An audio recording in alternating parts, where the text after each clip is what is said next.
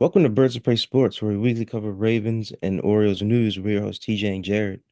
And in this video, we're going to be doing a recap of the Ravens versus Buccaneers, the game that we played on Monday Night Football, in which we dominated. Yeah, Defense, was pretty good, for the first three quarters, and then they sort of gave up some garbage time points and yardage in the fourth quarter. Probably a little bit too much for our liking, but yeah. at the end of the day, we got the job done. Um, just to start off, I just want to talk about, again, the duo of Lamar Jackson and Derrick Henry. Just powering the Ravens to another win and also allowing, given other opportunities to other Ravens, that we haven't seen before, like just comparing to last year's team, we didn't have a guy like Derrick Henry that gave space for guys like Zay, or even Bateman to get open. And Yep. even Odell, and we had Odell. Even those guys weren't getting the amount of space and targets and just possessions and receptions that they're getting right now.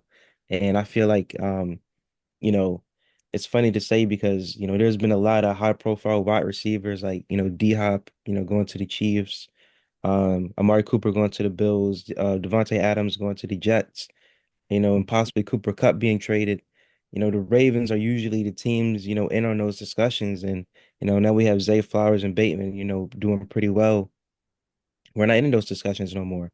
And I feel like a big part of that is due to the fact of the opportunities that, Lamar and Derrick Henry create.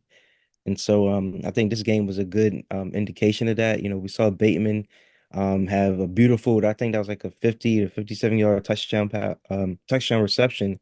And then Lamar, going for a Jackson 5. So I think that was just a beautiful showing from the offense.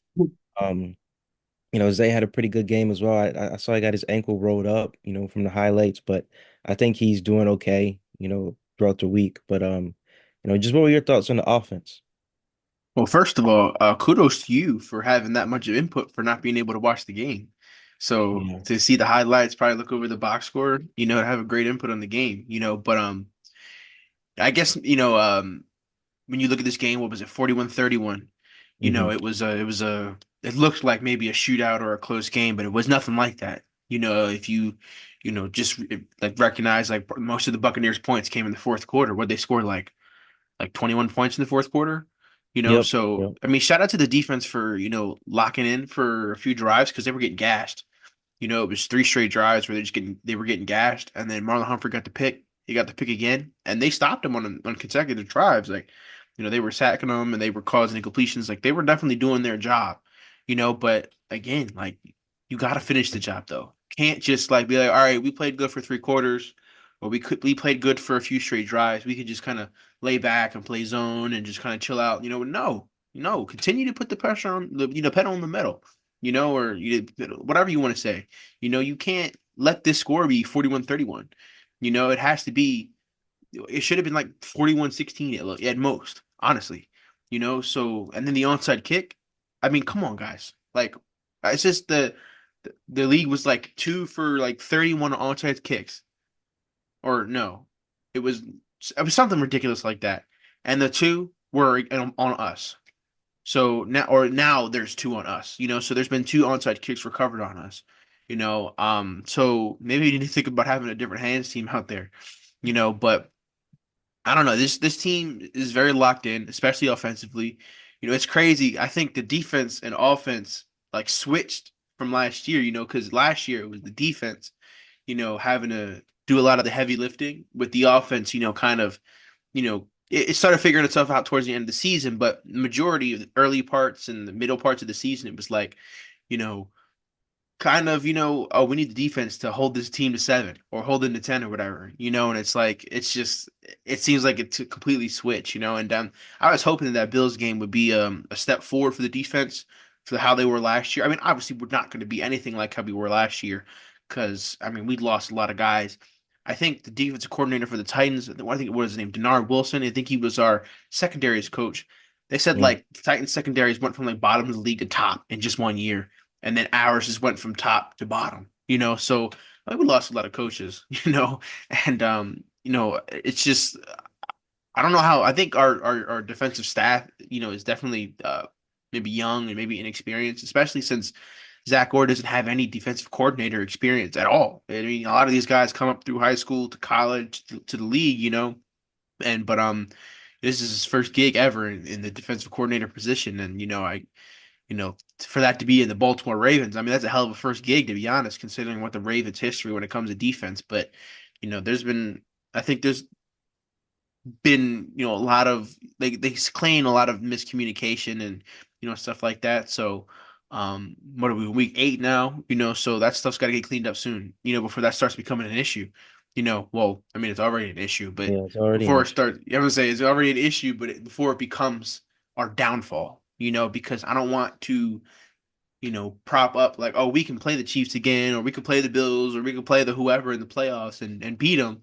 But, you've got Allen or Mahomes or, somebody, dotting you up for 30 yards on a game winning drive or whatever, So defense has to lock in. And maybe that can come with a few trades. I don't know. But, you know, this game was really about the offense. How they responded as well. They went down 10-0, and then proceeded to score like 34 unanswered points or whatever it was.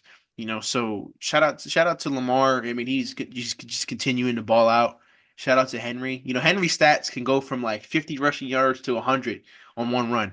It seems like that's just what he is, at this point where it's like, yeah, you can hold him to like 59 yards, which would probably be like Gus's game high, in the last few years, but you can hold him like 59, 60 yards for the first 3 quarters, but if he gets that one pitch play or whatever to the right or left, and he can get like 60, 70 yards right there on that one play. So I mean, he seemed a little pissed off that he didn't get that touchdown. He claimed that he said he was slow or something like that. I think he said slow as F. And I'm like, that was like his third fastest run of his career. I'm like, I mean, he seems to be a perfectionist, so I guess we can always appreciate a guy striving for perfection. But only notes I have to say here is love seeing Jackson fives, especially on Monday Night Football, Yeah. and defense has to lock in. Very, very reminiscent of that Rams game from 2019 with the Jackson Five. Yep. But I think that's a good segue into the defense. Like I don't know, like if it wasn't, I'm not gonna say like I'm glad that Mike Evans got out the game, but if he stayed in the game longer, it probably would have been a different game, because I do remember seeing the clip. He dropped a touchdown and it would have made Hmm. it like 17-7 or 21-7, something like that. Yeah. And it was just insane how much fits that he was giving Brandon Stevens early on. And that's why I'm like thinking like maybe he shouldn't be on the number one wide receivers as much because teams go at him. Yeah. Teams go at him a lot. And he's very and like how you said, he does have good man coverage skills, but when it comes to like, his ball skills and trying to Yeah. make a play, he just can't. I don't know. It's just like he's like let's just say the whole play is like 100%, right? He'll go Hmm. up to 90 or maybe 95%, and then that 5% when receiver making a play on the ball, getting a pick, or batting it away, he just can't choose which one he wants to do. And so I think the Raiders need to look more into that, moving forward. Like, maybe they can like, mix it up a little bit to kind of, confuse the receivers and the offense on the opposing team. But, sometimes Brandon gets torched. Yeah. And it's not a good look. He's been playing good, but sometimes he just Yeah. not looking good out there. So, Absolutely. I really hope that our DBs can really lock in Yeah. and just get something going. I know it took a little bit for Mike McDonald's defense to get going, but we really got to get going now. We Yeah. really do. We want to get this done. We want to get this like cohesive at least by December. Yeah. Because Absolutely. we're going to be going up against some heavy hitters in the playoffs. I honestly, I'm not impressed with what I've seen by the Chiefs, but they still are the Chiefs. Patrick Mahomes can still turn it up in the playoffs. Josh Allen, like I said, they got Amari Cooper now, and Keon Coleman has great skills, so it's definitely some matchups to look out for. But let's get into those stats. Yeah. Let me share my If you screen didn't have here. anything else to say, No. I'll probably say it afterwards. So we just get these stats over. Right. There you go. You kind of look like Baker Mayfield. I'm just playing. But Don't tell me like that. Lamar, Lamar Jackson went 17 of 22 for 281 yards, five touchdowns, 91.9 QBR. Almost has a perfect passer rating of 158.1. It's always something that just dings him or something. But I think it was like an incompletion or something. Like there was this incompletion to Patrick Ricard that like I think if he would have got that, he would have had a perfect passer rating.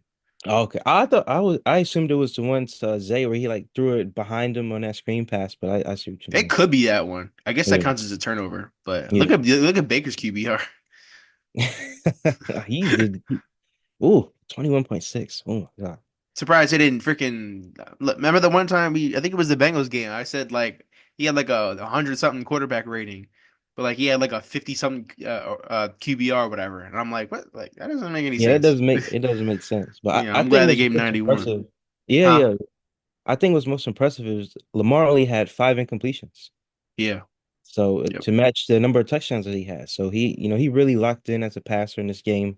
Hmm. And after that first drive where it kind of went slow for us, like I said, he really locked in. And Derrick Henry, 15 carries, 169 yards. And the few like clips that I did see of the game, because we use like some type of Xfinity streaming thing. I was able to see like Derrick Henry's face on the sideline. He looked mad, like why am I not getting the ball more? And just like how you said, if you look at this like box score, you would think that he ate, when it came to his yardage, but a lot of this like was on that one long run that he did, Yep. when I think I forgot the Buccaneers DB's name that caught up to him, but that was a big run. Yep. When it comes to receiving, Rashad Bateman, four receptions, 121 yards, one touchdown. I think he's really going to break out this year. I think he's like number 11 for 17th in the league now in receiving yards. Hmm. So he's really getting up there now. Yep. Justice Hill, three receptions for 44 yards, one touchdown. Mark Andrews is back in the house, four receptions, 41 yards, two touchdowns. Nelson Aguilar, he always has one reception for 20 yards each game. That's his stat line. Um, Isaiah Likely's all of a sudden he's now taking a back seat, but he's still reliable. Yeah. Go to him. He hasn't really done nothing since that Chiefs game. Yeah, yeah, yeah. And he has two receptions, 17 yards. Charlie Kohler has one reception, 14 yards. Derrick Henry has one reception, 13 yards, and a touchdown, and that's the Jackson Five right there. Yep. Yep. Um, when did Tyler Linderbaum have a fumble? Oh, I know what that play was. It was I think I remember that one it, too. Oh it no, hit like that Zay was in the the guy who head or caught up something. to Derek Zion McCullum. Yeah, that No, oh, you're. I was talking about the fumble. no, I was Oh, saying I you're was talking about. going Oh, back. okay, I see. Yeah, I see what you're talking about now. I see what yeah, you're talking about. Yeah, I think this is the one where it hit Zay in the face when he they were doing the jet motion or whatever. It hit yeah, him right yeah. in the face. Oh, yep, But yep.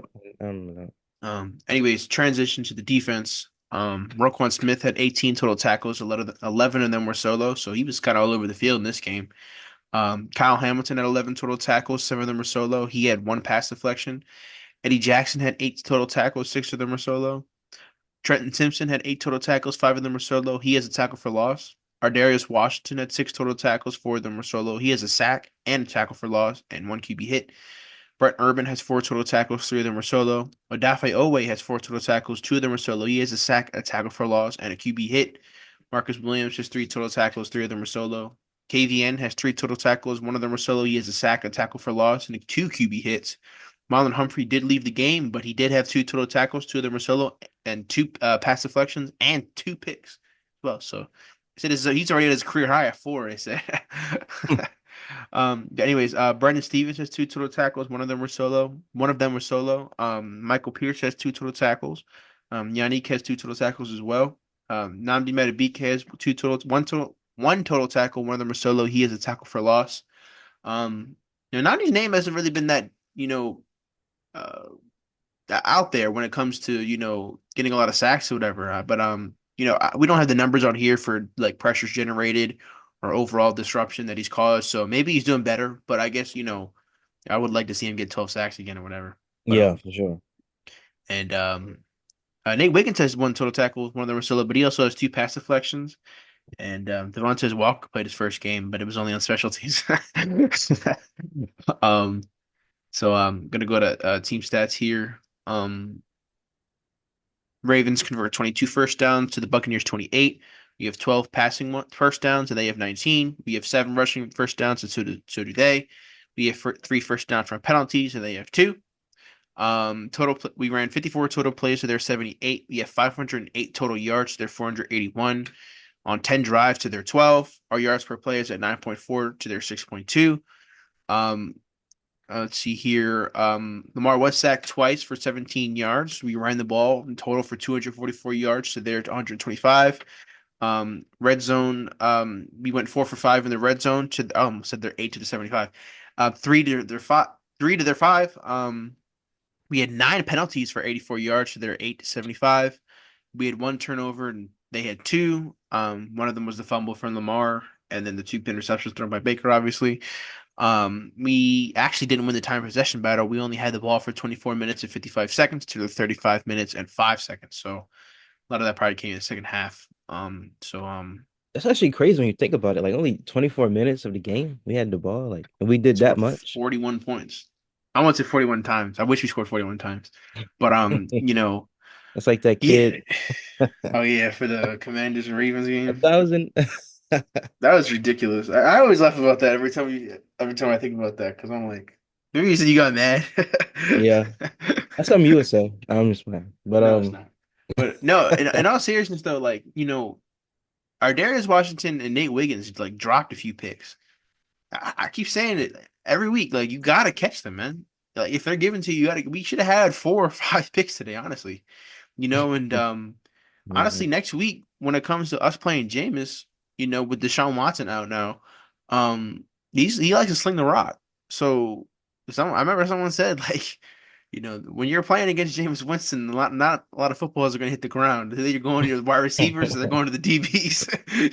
So you know, uh, like I said, he's going to probably go for like 34 for 50, 500 yards, 7 touchdowns, but like 8 picks. Like that's what his stat line is going to be like on Sunday. Well, hopefully not on Sunday, but you know, I don't know. Like with him slinging the rock, I wouldn't be surprised because they're probably trying to work Nick Chubb back into the mix of things. So I could imagine Jameis Winston's going to sling it. They did give the play calling duties to Ken Dorsey. I think that is the old Bills defensive coordinator, right? Yeah, I didn't. And the Steelers and Chiefs, I think. Yeah. So Oh my I don't know. God. It's just going to be interesting to see. Um, like I said, like you got to catch those footballs, man. Like got to Yeah. create turnovers, disruption, everything you can do. And also, we got to pressure Jameis because he's one of those passers where it's just like if he's under pressure, he's more prone to make, a Yep. stupid mistake. So we got to make sure we're getting pressure to him. I want to see Namdi have a good game. Like I want to see him get a couple sacks this game. I know he can do it. Um, you know, I think the Browns offensive line have a couple injuries, like Jedrick Wills. I think he's been dealing with a knee Yeah. injury, so he might be out. I don't think he's playing. Yeah, yeah, he's not playing. And let's just be honest, they have a very like vulnerable offense. I mean, they do have Jerry Judy and I think Elijah Moore, but Mm. Jerry Judy, he hasn't been playing up to his caliber. Watch him channel his 2019 Alabama Right. sophomore self. But he hasn't been playing up to his caliber. Elijah Moore, same thing with him. I think it's really David Njoku that we need to watch out for. He tore us up last year. We just had no Yeah. answer for him at all. And what's funny? I think he's more of a scary matchup than Travis Kelce. Because think about it, right? Travis Kelce, he is the GOAT tight end, right? At least in this era right now in NFL. But David Njoku, he's freakishly big. He still has those wide receiver skills at that size. It's hard to tackle him. Tackling him is kind of like tackling Derrick Henry. If he's a Yeah. tight end, he could be a tight end. So, it's just, it's going to be crazy and tough, game planning against him. So I think one key is trying to stop him. And we'll talk about Yeah. that more in our pregame for the Browns video. But Yeah. yeah, I mean, that was just a great win. We do what Hmm. we need to do. Yep. You know, 5-2. Yep. All right. I still Let's feel like the go. Ravens got to make a trade for maybe a pass rusher, but also you can't have the 2 worst safeties in the league back there and Eddie Yeah, Jackson and I'm not even making that up. Like I'm not even trying to yeah, be an they are. ass. They really Like are. that's legit ranked last on PFF. Geno Stone's out there too. So it's not like we were missing that much. But I think he got hurt though, so I don't want to, be too much of a jerk off. I don't know how bad his injury is, but Mhm. prayers in. But yeah, like I was saying, like Marcus Williams, Eddie Jackson, I mean, they're not bad players. Like, let's be honest, they're not bad players. They've had a lot of success in their career. They're just playing bad ball.